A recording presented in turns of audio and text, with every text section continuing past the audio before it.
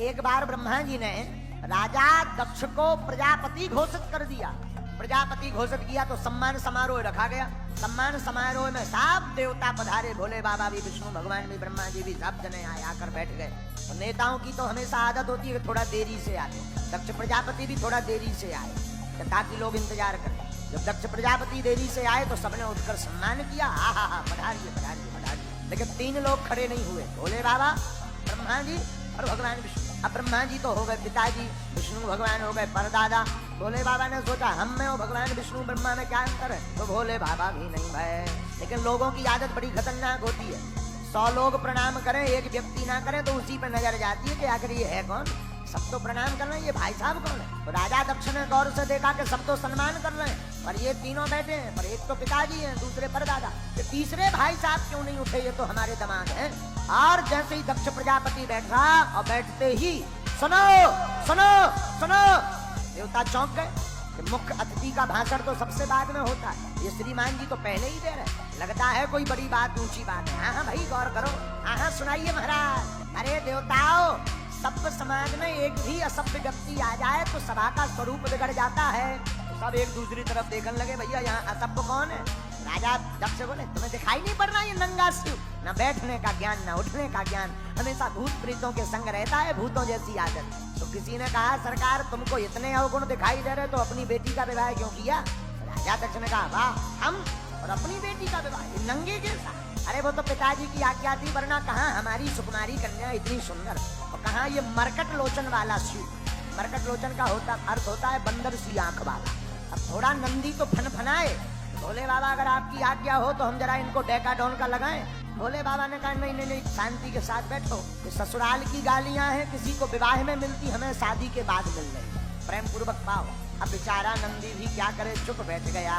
तो राजा दक्ष तो नाराज है, अब भोले बाबा तो एकदम मुस्कुरा रहे हैं, सदा वसंतम हृदयारविंदे, सदानंद में रहते भोले बाबा। तो ही राजा दक्ष का दिमाग और ठनक गया और चिल्ला करके बोला सुनो, आज के बाद किसी भी यज्ञ में भगवान शंकर का कोई भाग नहीं होगा, जाओ हमारा श्राप। अब तो नंदी महाराज से नहीं रहा गया, नंदी महाराज का दिमाग खराब हो गया, बहुत बक बक बक बक बक सुन ली और खड़े भय तमक करके नंदी, क्यों भगवान शिव की, विष्णु की, माता पिता और गुरु की निंदा नहीं सुननी चाहिए, वरना गो हत्या बराबर पाप लगता।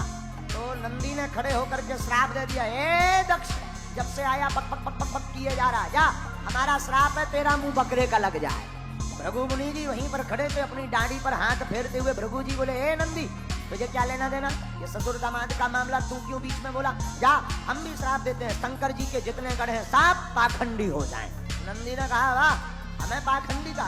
सोई नंदी तमक करके उठे, ए बाबा ज्यादा पटर पटर पटर पटर बोल रहा है, या हम भी श्राप देते हैं, तेरे जैसे जितने ब्राह्मण हैं सब मांगने वाले मंगना चटकार ब्राह्मण बन जाए। क्या हम ब्राह्मणों को तो तब से ही मांगने का श्राप लगा है। अब तो भोले बाबा ने मन में विचार किया कि हम आए थे सम्मान समारोह में, ये तो श्राप समारोह चल रहा है, बड़ा विचित्र छिड़ गया। तो भोले बाबा ने सोचा यहाँ से भाग लेने में ही सार है। सोई नंदी का हाथ पकड़ा, ए चलो। अरे नंदी बोले थोड़ा और मजा ले लो। अरे भोले बाबा बोले कहाँ मजा ले लो, तुम श्राप में कहीं हमको भस्म और मत करवा दो, चलो यहाँ। और भोले बाबा चले, माँ सती को नहीं बताया, और राजा दक्ष का दिमाग ठनक गया, एक तो क्रोध में, दूसरा मुस्कुराए, अब भोले बाबा तीसरा चले भी गए, रहते तो थोड़ा ताव और दिखाते, अब तो और दिमाग ठनक गया। तो राजा दक्ष ने एक यज्ञ का आयोजन किया, सबको न्योता दिया, पर भोले बाबा को नहीं दिया। आखिरी यज्ञ इसलिए रखी थी कि भोले बाबा को नीचा दिखाएं।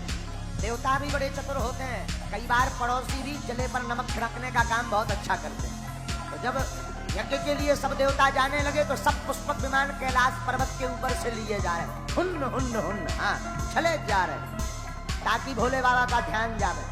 बाबा तो कैलाश पर्वत पर बैठ गए, बड़े आनंद के साथ विमान लेकर जाने लगे। तो एक विमान में गंधर्वियां गाती हुई जा रही थी। माँ सती ने गौर से देखा तो माँ सती ने आवाज लगाई, अरे ओ गंधर्वियों कहाँ जा रही, ओ हो अरे सती तू अभी तक घर पे बैठी है, तुझे पता ना है तेरे पिताजी ने कितने बड़े यज्ञ का आयोजन किया। ओ हाँ हाँ पता है, तुम चलो चलो चलो, मैं अभी आई। झूठ बोल दिया। माँ सती भोले बाबा के पास आई और आते ही माता सती भोले बाबा के चरणों को दबाने लगी। भोले बाबा समझ गए आज कुछ गड़बड़ है। भोले बाबा बोले देवी आज क्या बात है, बड़ी सेवा निकल रही है। महाराज हम स्त्रियों का तो धर्म है पति के चरणों की सेवा करना। तो भोले बाबा ने पूछा देवी जी क्या कारण है। सती माँ ने कहा जरा शब्दों पे गौर करना। हे भोलेनाथ स्वामी आपकी ससुराल में आपके ससुर जी ने एक सुंदर यज्ञ का आयोजन किया, वरना माताओं की आदत होती है हमारा मायका ऐसा हमारा मायका वैसा। देवी कोई चिट्ठी पत्र आया? आज आया तो नहीं है पर डाक गड़बड़ा गई होगी, वहां से डाक तो चली होगी, गड़बड़ा गई होगी। नहीं नहीं नहीं नहीं नहीं, आज तक जो छिपा कर रखी थी वो बताई, वो है सम्मान समारोह वाली। और भोले बाबा ने कहा जिस घर में जाते ही आपको देखकर प्रसन्नता ना हो ऐसे घर नहीं जाना चाहिए, चाहे सोना बरस रहा हो। लेकिन सती नहीं मानी। जब सती अपने पिता भवन को गई तो राजा दक्ष ने कहा था सुनो शिव संबंधी कोई भी आवे बात मत करना। अगर किसी ने बात की देवताओं ने या परिवारजनों ने मैं सिर काट दूंगा। देवता डर गए।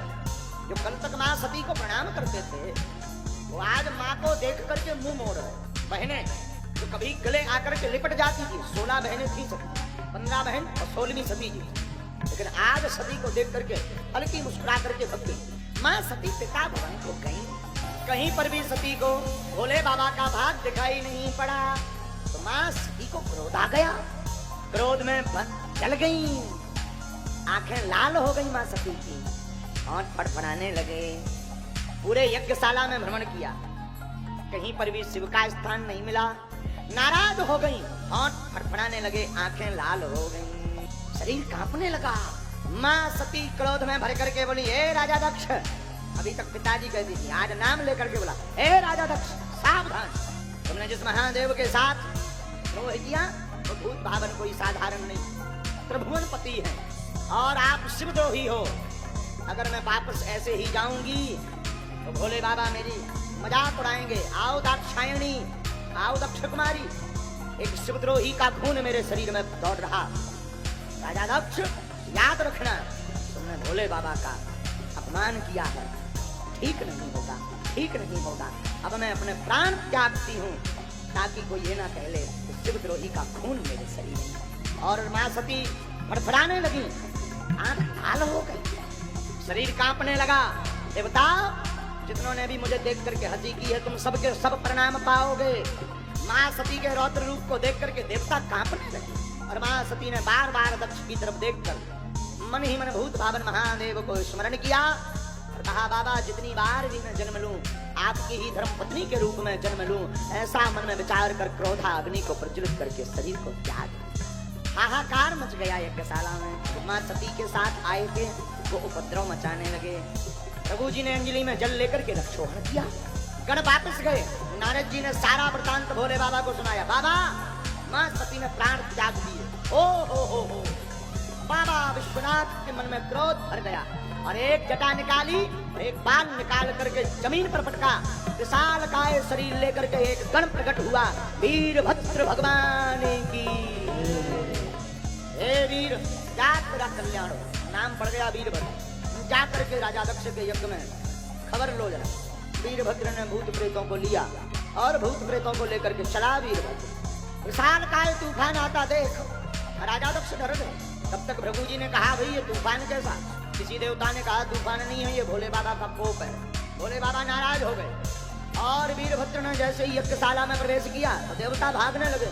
वीरभद्र बोले भाग के कहाँ जा रहे हैं, जरा यज्ञ का प्रसाद तो खाकर जाओ, बिना पंगत पाए मत जाओ। सब देवताओं को बांध दिया और देवताओं को बांधा तो वीरभद्र बोले बताओ गणों भूत प्रेतों क्या करना है?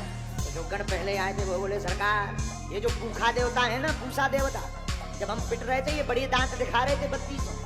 अच्छा हाँ, एक मुक्का बनाया वीरभद्र ने, उनके 3200 स्वाहा कर ले। और बताओ गण हाथ जोड़ करके बोले सरकार ये जो भग देवता है ना, जब हम पिछली बार आए थे, जब माँ सती प्राण त्याग रही थी, तब ये बड़ी लंबी बड़ी बड़ी आंखें चला रहे थे पटर पटर। हाँ, वीरभद्र भगवान ने 2 उंगलियां ली, 2 ही घटा निकाल रहे हैं। जा महाराज। हाँ, ये जो दाढ़ी वाला बाबा है ना प्रभु जी, ये जब हम पिट रहे थे बड़ी दाढ़ी पर हाथ फेर रहा। हाँ, वीरभद्र भगवान ने खट्टी दाढ़ी पकड़ी, एक झटका मारो पूरे क्लीन शेव हो गए। अब तो आनंद होगा। कहा जजमान जी कहाँ है भैया? यजमान जी को यत्र तत्र देखा, जजमान जी कोने में लोग, यजमान जी तो दक्ष। वीरभद्र भगवान ने पकड़ा, सिर को पकड़ा, एक झटका मारा और सिर को काट दिया, हवन कुंड में कर दिया स्वाहा। भूत प्रेतों ने यज्ञ विध्वंस कर दी, बल्लियां उखाड़ दी, हवन कुंड में लकड़ियां भर दें। 2-3 भूत प्रेत रायते के कुंड में ऐसे डूब गए, नाक पकड़ के हर हर महादेव, एक बाल्टी और। भूत प्रेत रायते के कुंड में उतराने लगे, यज्ञ विध्वंस हो गए। देवता सब रोने लगे, रोते रोते देवता जिसकी आंखें चली गई, दांत चले गए, दाढ़ी चली गई, ब्रह्मा जी के पास पहुंचे। बाबा बड़ी दुर्दशा हो गई। ब्रह्मा जी बोले जब हमने रोकी थी तुम क्यों आए? क्यों गए? हम तो नहीं गए, तुम लोग क्यों गए? गलती तो हो गई, अब क्या करें? शंकर जी के कोप से बचाओ।